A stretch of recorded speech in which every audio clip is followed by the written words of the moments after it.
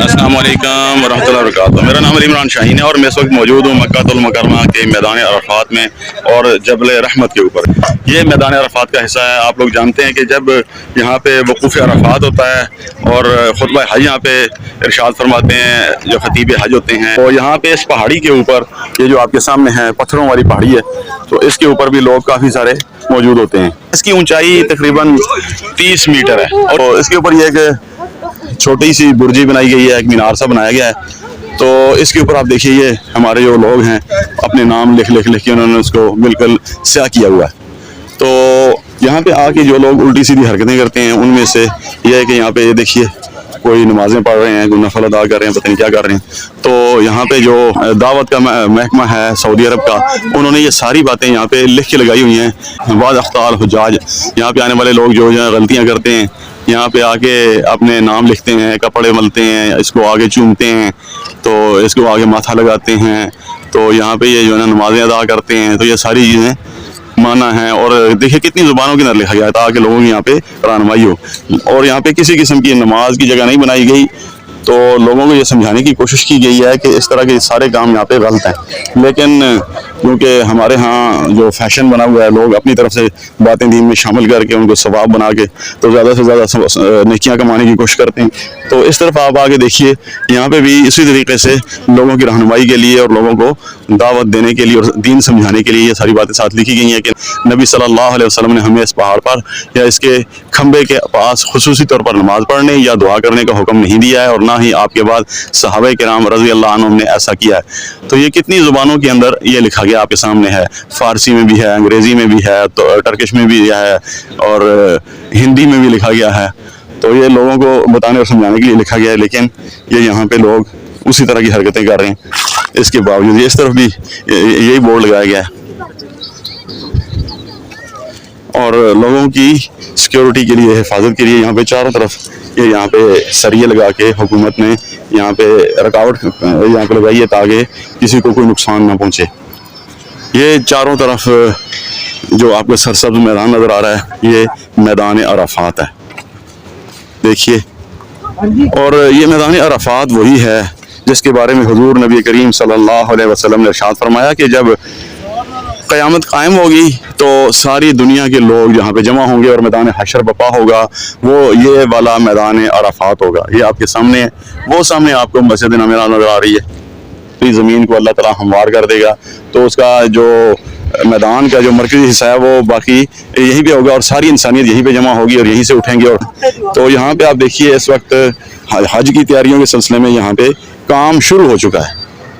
तो ये इस वक्त आपके सामने तामीराती काम भी मौजूद है, वो देखिए सामने मशीनें लगी हुई हैं, क्रेनें लगी हुई हैं, काम हो रहा है।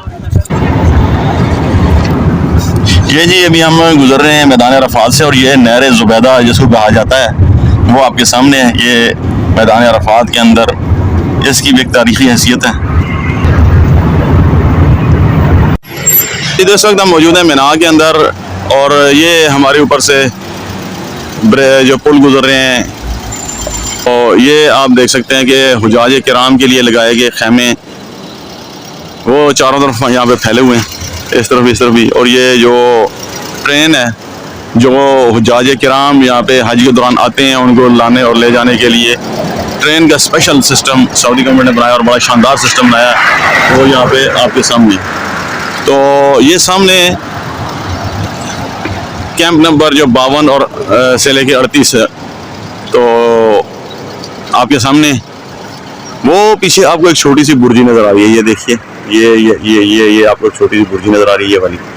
तो यहाँ पे ये इसके बारे में कहा जाता है कि हज़रत इब्राहीम अलैहिस्सलाम जब अपने बेटे इस्माइल की कुर्बानी के लिए तशरीफ़ लाए थे तो उन्होंने हज़रत इस्माइल अलैहिस्सलाम को यहाँ पे इस जगह के ऊपर लाया था। ये जो यहाँ पे जो बुर्जी बनी है बिल्कुल इस जगह के ऊपर लाया था और यहाँ पे उन्होंने हज़रत इस्माइल अलैहिस्सलाम को लिटा के ज़बह करने का काम शुरू किया था।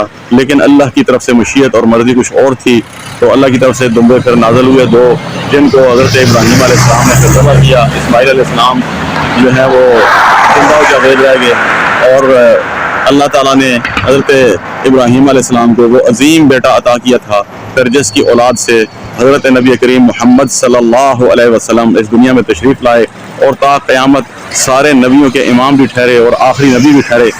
تو ابراہیم اور اسماعیل علیہ السلام کی جو کہانی ہے وہ آپ لوگ پڑھتے بھی ہیں, سنتے بھی ہیں. اللہ پھر اتنا راضی ہوا کہ پھر اس نے یہاں پہ ہمیشہ کے لیے ابراہیم علیہ السلام کی ساری یادوں کو محفوظ کر دیا ہمیشہ کے لیے.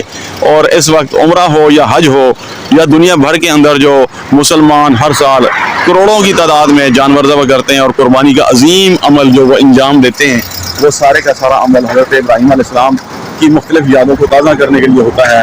اور اس کے اندر بے شمار اجر و ثواب رکھا گیا ہے. اخلاص تھا حضرت ابراہیم علیہ السلام کا, جس کا نتیجہ پھر اللہ تعالیٰ نے عطا فرمایا. ہماری حضرت ابراہیم علیہ السلام کے ساتھ حضرت اسماعیل علیہ السلام کے ساتھ کی والدہ اما ہاجرہ کے ساتھ جڑ گئیں. اللہ تعالیٰ ہمیں اس اخلاص میں سے کوئی تھوڑی سی ہوا لگا دے تو انشاءاللہ تعالیٰ ہماری بخشش کے لیے وہ کافی ہو جائے گا. اللہ کے فضل سے اور اس کی خاص توفیق سے مکہ المکرمہ کے اندر موجود ہوں, اور مکہ المکرمہ میں میدان عرفات ہے, اور میدان عرفات کے اندر یہ مسجد نمرہ ہے. مسجد نمرہ جو یہاں پہ آپ عقب میں دیکھ سکتے ہیں, میرے پیچھے آپ دیکھ سکتے ہیں, سعودی عرب کے اندر جو 3 بڑے مقامات ہیں مساجد کے حوالے سے, ایک مسجد الحرام, مسجد نبوی اور تیسری مسجد نمرہ, یہ 3 بڑی مساجد ہیں.